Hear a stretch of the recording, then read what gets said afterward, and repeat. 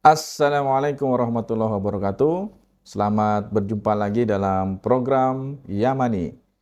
Dalam kali ini kita akan bersama dengan guru kita, seorang pakar psikolog, Ustaz ya. Psikolog ya. Seorang yang sudah terbiasa berhadapan dengan masalah-masalah ya, masalah-masalah kehidupan ya. Hidup. Oke, Bang Hamdi ya. Saya panggil Bang Hamdi aja Ya ya boleh biar Bang Hamdi kita aja. cair lah ya. Nah, Orang Betawi. kali ini kita akan bersama-sama membahas tentang berbagai macam hal ya, terutama tentang isu-isu sosial di sekitar kita ya. Ya. Karena ini berkaitan juga dengan program Yamani Ya. bersama sahabat Yamani di dalam program Road to Ramadan Jannah from Home 1444 Hijriah. Oke, Bang Hamdi, Ya. kita ngelihat sekarang ini banyak sekali tentang fenomena sosial, terutama khususnya dalam rumah tangga. Kita bicara rumah tangga aja ya, Ya, karena kita oke. sama-sama berkeluarga. Kalau kita lihat di media sosial ataupun di berita-berita televisi banyak sekali perihal tentang interaksi sosial yang tidak harmonis antara orang tua, anak ya, atau suami dengan mertua. Ini gimana nih Pak Hamdi ya? Iya.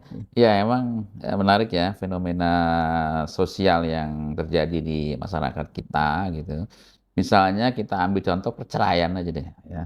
Perceraian itu kalau menurut data ya dari Departemen Agama itu cukup tinggi di Oh, Indonesia di ya. Indonesia tertinggi Tinggi, ya? Indonesia cukup tinggi. Itu katanya setiap 1 jam itu 40 pasangan suami istri bercerai. 40 pasangan Ya, suami istri. per jam ya.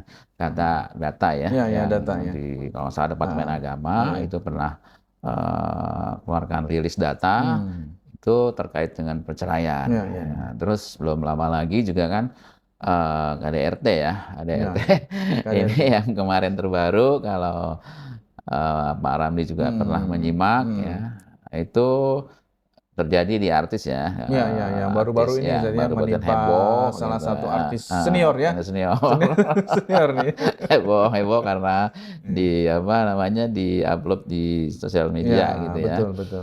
Nah ini juga satu fenomena yang cukup mendapat satu perhatian yang besar ya, karena memang kalau data memang nggak ini ya, belum ada data yang fix gitu, karena Fix emang ya. kayak gunung es, walaupun dilaporkan itu misalnya sekian, tapi sebenarnya di bawahnya itu banyak gitu, karena kan mungkin orang malu, orang Aib keluarga. aib gitu kan, ya udah akhirnya data yang aslinya itu nggak terlalu bisa kita ambil gitu ya. Iya. Dan sama kayak pelecehan seksual ya.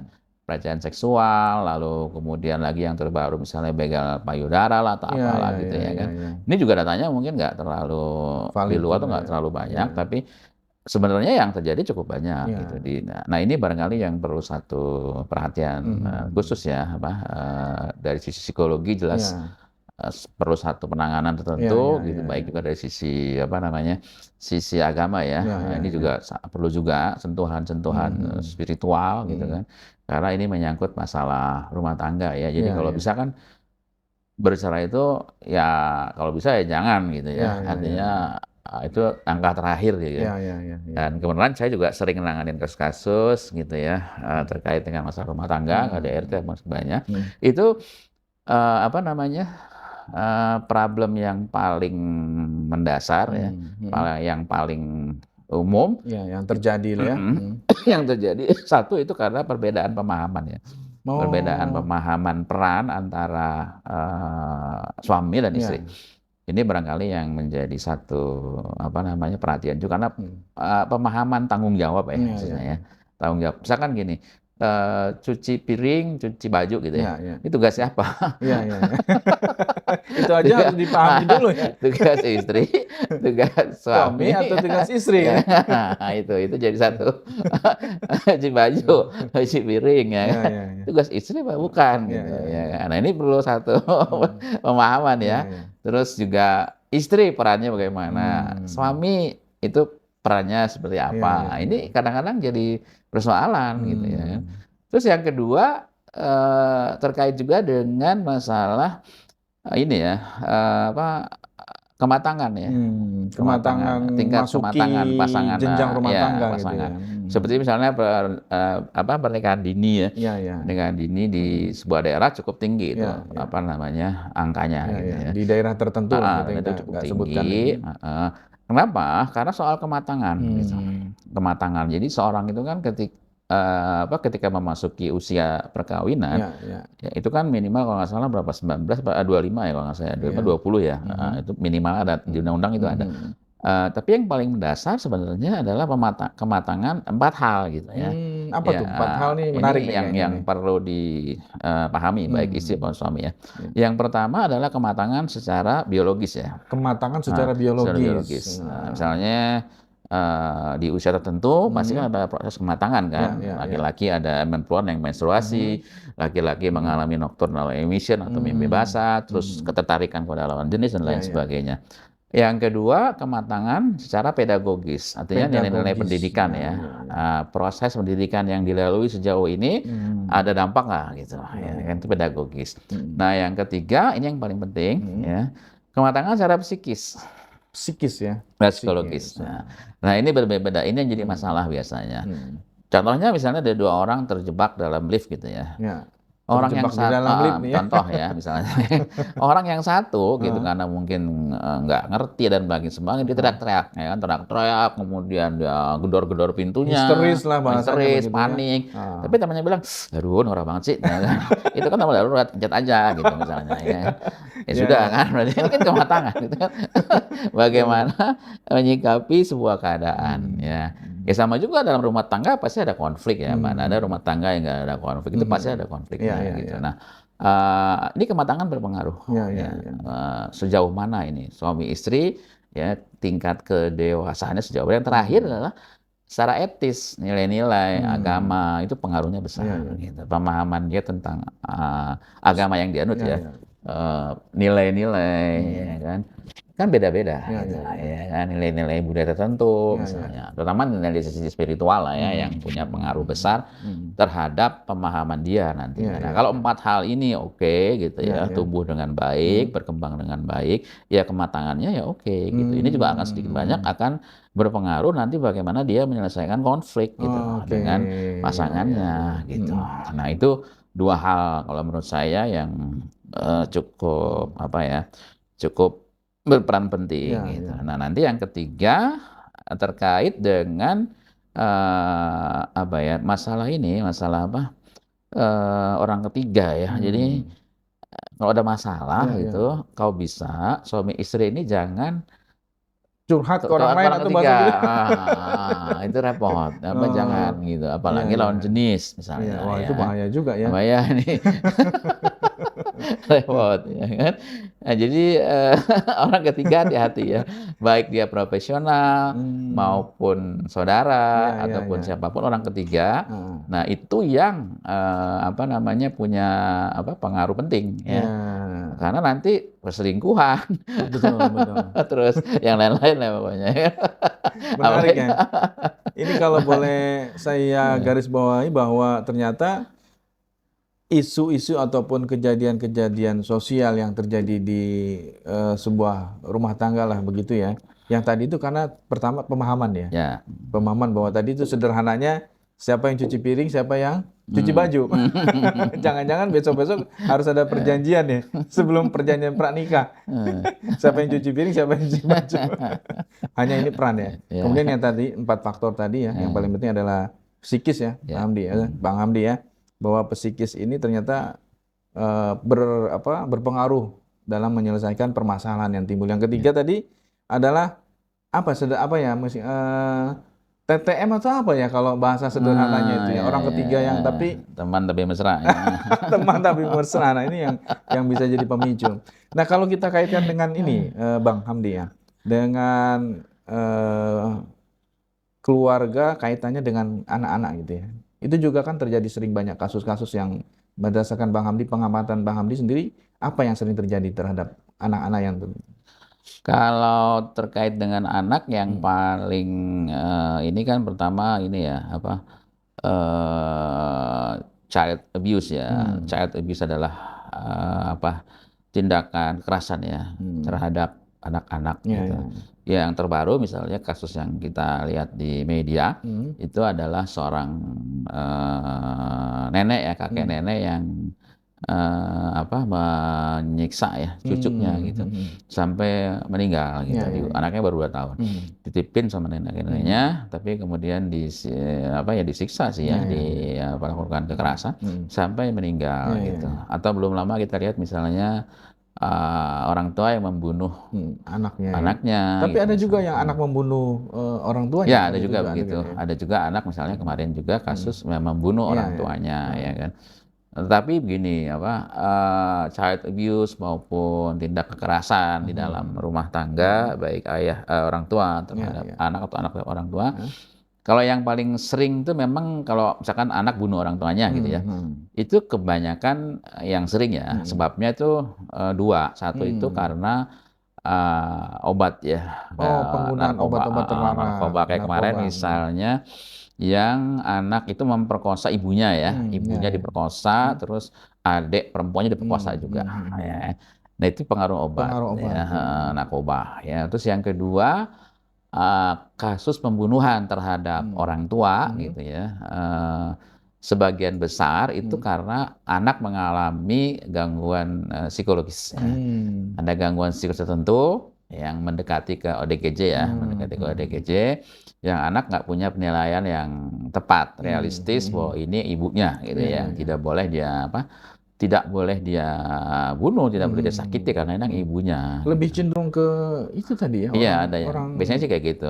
Pengaruh secara psikologis ya? Ada juga yang memang tanpa itu, tanpa dia terlepas dari obat, nggak ada pengaruh obat-obatan, tidak terkategori ODGJ, tidak terkategori psikologis, tapi ada persoalan di emosional, ya. Problem emosional. Jadi emosinya terlalu meledak-ledak gitu ya, sehingga dia nggak punya penilaian. Karena kan udah emosi nggak punya penilaian yang tepat. Kontrol lagi. Ya, apalagi dia nggak punya pemahaman agama yang baik ya.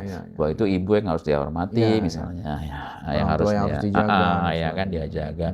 Belum lagi yang kemarin kan anggota dewan ya, itu yang saya nggak tahu di mana tempat itu yang mengusir ibunya gitu ya karena ibunya mengalami gangguan jiwa. Kan beda sama kasusnya Tiko gitu ya. Kalau Tiko ya nggak salah ya, yang merawat ibunya itu kan luar biasa gitu. Bagaimana ibunya ODGJ tapi betul-betul diperhatiin ini kan ironis gitu ya. Nah ini perlu satu pendekatan tertentu, baik psikologis, spiritual gitu ya. Banyak sih kalau mau dibedah kasusnya memang banyak gitu ya. Varians dari kasus juga nanti bisa banyak, melebar pada berbagai jenis. Misalnya kayak yang sekarang lagi marak adalah kejahatan seksual. Dan seksual terhadap anak. Gitu. Karena menurut riset itu 72% pelaku kejahatan seksual itu orang dekat. Ya. Orang dekat, malah orang dekat ya. 72%. Jadi kemarin belum lama ini pamannya sendiri anak mau memperkosa keponakannya, tapi keponakannya berontak dibunuh keponakannya ini. Kalau nggak salah di Medan pada di mana saya lupa. Itu ada gitu. Orang dekat. Jadi kebanyakan tuh orang dekat atau ayah kandung misalnya ya kan memperkosa anaknya atau anak tirinya misalnya ya kan. Yang belum lama kemarin ya itu yang unik ya antara menantu dan mertua itu beda lagi deh. Ini faktor apa nih kalau? Ini kategori kejahatan. Sudah sedemikian rupa ya. Sudah di luar dulu yang kita didengar tapi sekarang terjadi gitu. Orang kayaknya nggak penilaian udah nilai-nilai moral, pemahaman ya kalau penilaiannya. Pemahaman terhadap nilai-nilai moral, pemahaman terhadap aturan gitu ya. Yang barangkali harus terus diedukasi, dikuatkan karena ini jadi penting juga ya nggak boleh lah agama manapun juga pasti akan melarang. Tidak membolehkan gitu hubungan antara menantu dan mertua. Ini kan perselingkuhan gitu ya, mengkhianati istrinya sendiri gitu ya kan. Yang terjadi Pak Ramli gitu ya, Saya mau nambahin sedikit aja tadi soal apa sebabnya ya. Tadi kan ada soal pemahaman, peran, soal latar belakang apa kematangan pribadi gitu ya. Nah, yang orang ketiga gitu ya. Kemudian yang paling penting juga adalah pemahaman terhadap nilai-nilai spiritual itu yang barangkali perlu pengokohan ya. Karena dari kasus yang saya tangani itu kalau saya tanya lagi kehidupan spiritual ya, kehidupan spiritualnya gimana Bapak Ibu gitu, ibu ada masalah atau anaknya masalah atau suaminya, nah ternyata nggak terlalu intens ya interaksi secara vertikal, itu nggak intens, jadi kurang interaksi gitu, pemahaman terhadap agama yang dianut juga nggak terlalu apa namanya nggak terlalu komprehensif ya, dia belum paham gitu ya. Nah ini pengaruh sih kalau menurut saya karena ya kita orang beragama ya, artinya bahwa agama manapun tadi saya bilang ya sama lah ngajarkan kebaikan, apalagi kita yang beragama Islam ya tentu juga sudah jelas digariskan dalam Al-Quran, dalam hadis bahwa semakin kita dekat dengan Allah Subhanahu Wa Taala, semakin kita banyak melakukan ibadah yang benar, kita paham tentang nilai tadi ada ibadah. Itu sedikit banyak akan berpengaruh juga sih. Memang ini jarang dibahas ya, tapi kalau menurut saya karena saya sering nangani kasus-kasus beragam gitu, di situ sebenarnya muaranya gitu. Semakin dia jauh dari yang di atas gitu ya, pemahaman nilainya kurang gitu ya, apalagi tadi yang 3 hal itu dia nggak juga kurang, ya itu mau nggak mau akan pengaruh. Jadi itulah akar sebenarnya dari persoalan suami istri ya gitu ya kan. Kan kematangan juga pengaruh tadi, misalnya dia nggak tahu bahwa istrinya ini punya kecenderungan gangguan ODGJ misalnya, ya kan dia nggak tahu gitu ya kan. Tahu setelah menikah gitu ya kan. Setelah menikah tahu ternyata istrinya ODGJ misalnya, baru ketahuan ada gejala gitu ya. Akhirnya kan ribut, akhirnya jadi masalah gitu, dan tidak jarang ini mengarah kepada perceraian. Nah, hal seperti ini kan harusnya diantisipasi di awal kan ya, benar apa enggak gitu. Perlu dijelaskan ya, karena kalau enggak jadi konflik, jadi jadi masalah lah gitu ya kan.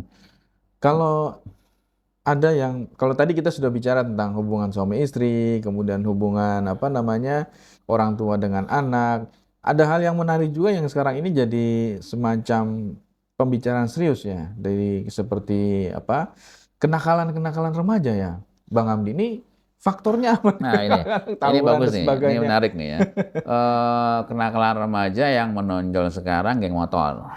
Geng motor ya. Geng motor sekarang udah melakukan tindakan yang sudah sangat anarkis ya, bahkan terakhir kemarin dia bunuh orang ya, dianiaya sampai meninggal itu. Itu udah tangkap polisi cepat udah nangkep lah, ada 15 beberapa orang gitu ya kan. Nah ini juga sama, ini bagian dari keluarga juga gitu ya kan.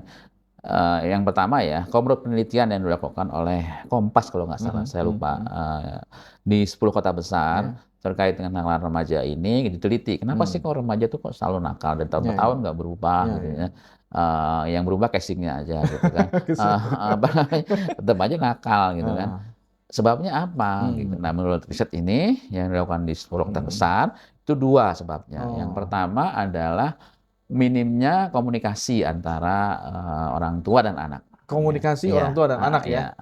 Minim. Jadi Bapak Ibu sibuk gitu, ya kan.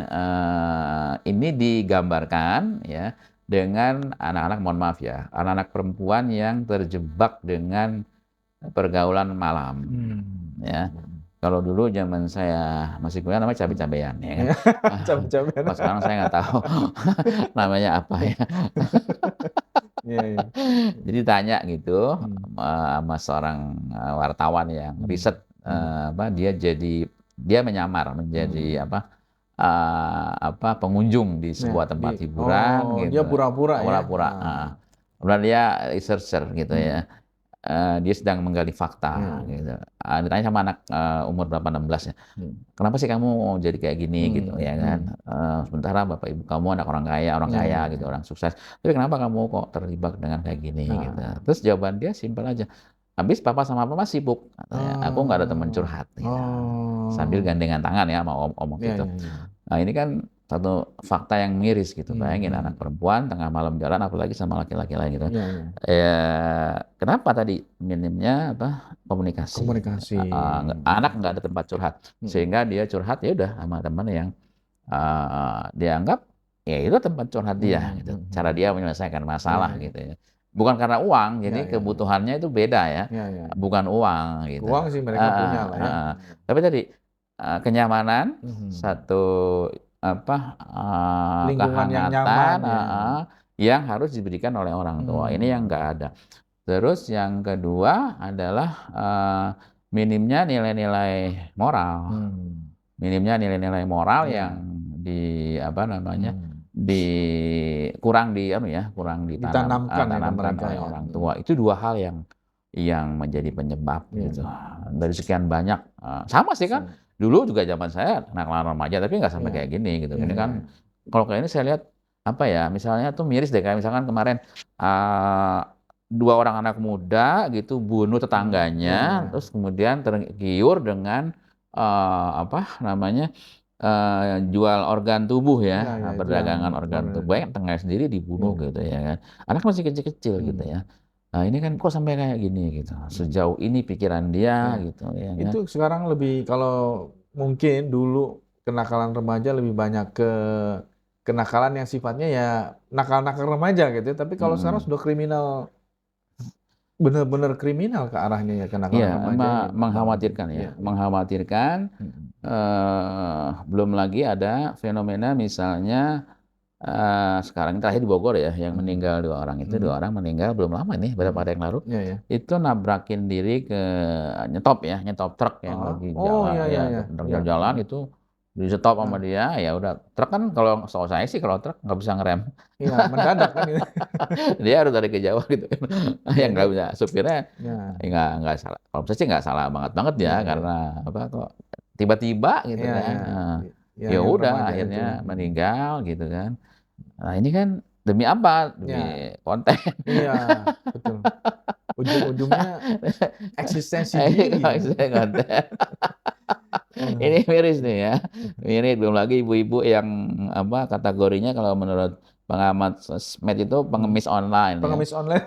Di Istilah baru nih. istilah baru Pengemis apa online. ibu-ibunya, ibu-ibu di mana nggak tahu Iya. tuh ya. Mandi gitu kan, live gitu Iya, ya, iya, mandi iya. live dengan harapan Dapat dapat cuan dari konten, dapat endorse dan sebagainya ya. Oke, sahabat Yamani, semakin menarik perbincangan kita bahwa ternyata kehidupan rutinitas kita itu kalau kita lihat lebih dalam lagi banyak sekali masalah ya, Bang Hamdi ya. Mudah-mudahan masalah ini tidak terdampak ke kita, bahwa tadi sudah disebutkan tentang bagaimana hubungan orang tua, kemudian hubungan suami istri maksudnya, kemudian komunikasi antar orang tua dengan anak ya, kemudian faktor-faktor yang tadi sudah dijelaskan. Oke, sahabat Yamani, next kita akan lebih mendalam lagi tentang bagaimana solusi untuk menyelesaikan masalah-masalah yang tadi sudah disampaikan Bang Hamdi.